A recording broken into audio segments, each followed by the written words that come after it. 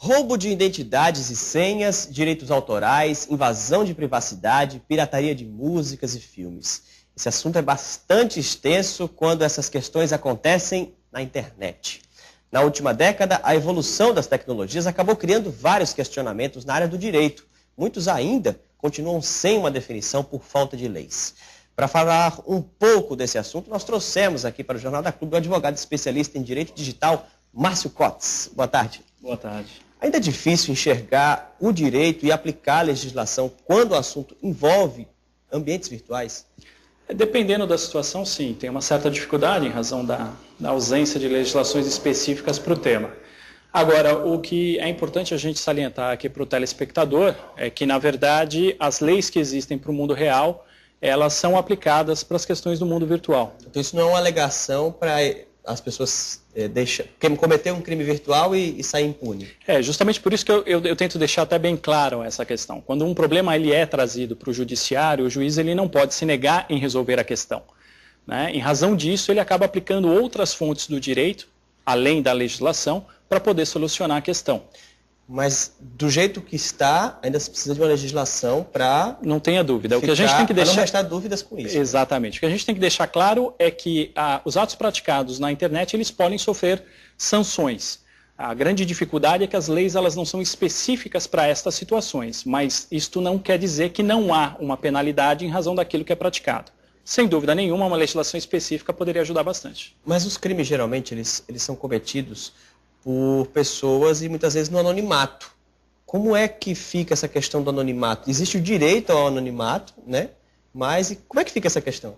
Quando a gente fala de questões criminais, a questão do anonimato é a principal questão a ser vencida. Hoje as polícias vêm tentando, na medida do possível, criar algumas ferramentas para tentar justamente resolver essa questão do anonimato.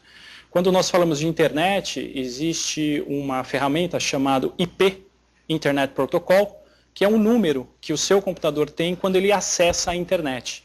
É por meio deste número que a polícia, na maioria das vezes, tenta solucionar este problema de autoria. Ok. Vamos falar agora com relação aos direitos autorais. A cópia de músicas, filmes, republicação de textos em sites e blogs, a gente vê muito isso. O que a justiça já pode considerar hoje sobre propriedade intelectual?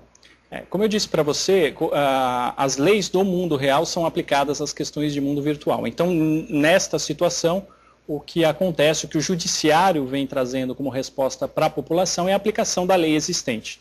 Isso quer dizer que qualquer infração a direitos autorais por meio da internet vai sofrer as mesmas sanções que uma infração no mundo real teria. A grande dificuldade é você controlar que isso venha a ser feito.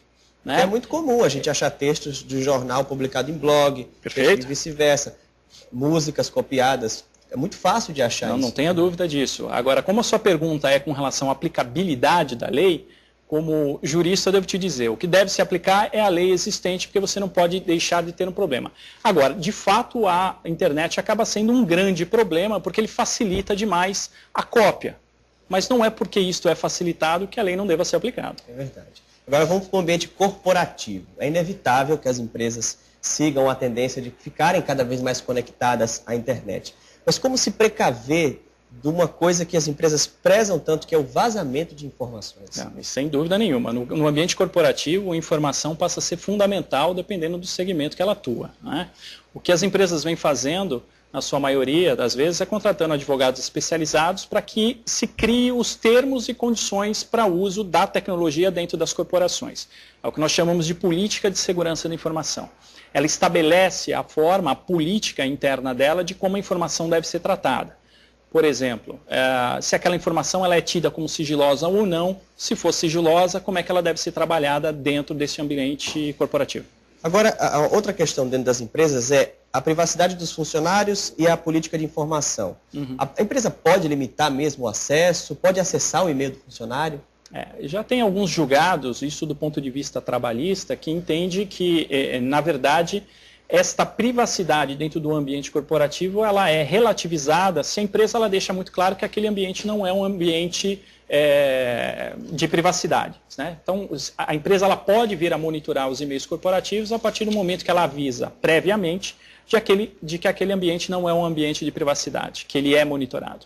Márcio Cortes, advogado especialista em direito digital, muito obrigado pela sua participação aqui no Jornal da Clube, primeira edição.